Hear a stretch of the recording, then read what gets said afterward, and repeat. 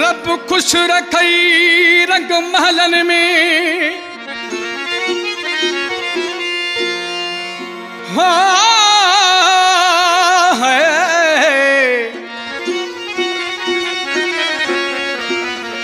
रब खुश रखई रंग महलन में मुझ गुरबत जो एहसास तकर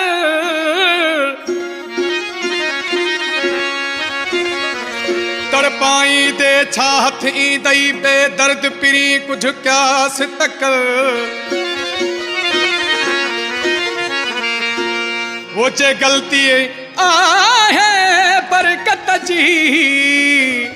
तो हुसैन जे सदके माफ तक।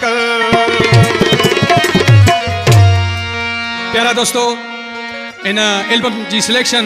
साईं इंस्पेक्टर रफ़ीक अमन खड़ो साहब जी आ। उम्मीद है तो दोस्तों के पसंद ईंदी। आवां खुश हो जो बस असां जो त खैरा, आवां खुश हो जो बस असां जो त खैरा, असां जे ख्वाहिश में ख्वाबन जो खैरा, असां जे ख्वाहिश में ख्वाबन जो खैरा, आवां खुश हो जो बस असां जो त खैरा, आवां खुश हो जो बस असां जो त खैरा, असां जे ख्वाहिश में ख्वाबन जो खैरा, असां जे ख्वाहिश में ख्वाबन जो खैरा, आवां खुश हो जो बस असां जो त खैरा, आवां खुश हो जो बस असां जो त खैरा।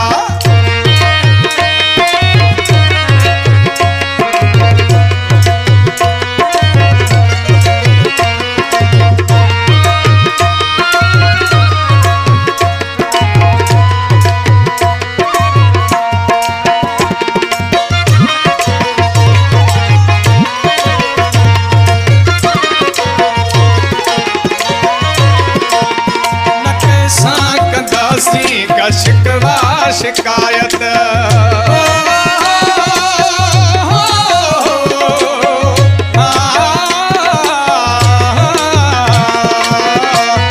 न कैसा कदासी का शिकवा शिकायत, न कैसा कदासी का शिकवा शिकायत, जेकी सिरत गुजरा अज़ाबन जो खैरा,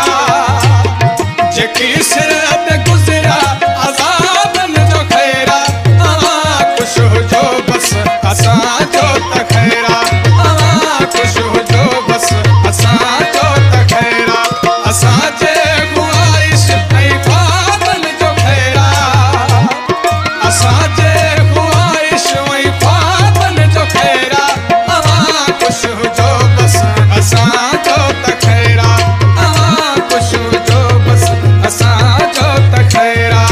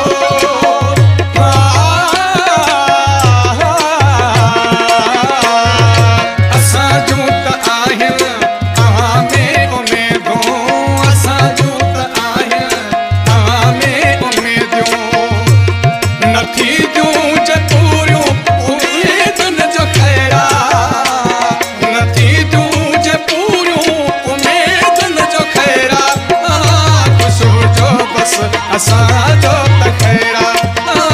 खुश हो जो बस असां जो त खैरा, असां जे ख्वाहिश ऐं ख्वाबन जो खैरा, असां जे ख्वाहिश ऐं ख्वाबन जो खैरा, आवां खुश हो जो बस असां जो त खैरा, आवां खुश हो जो बस असां जो त खैरा।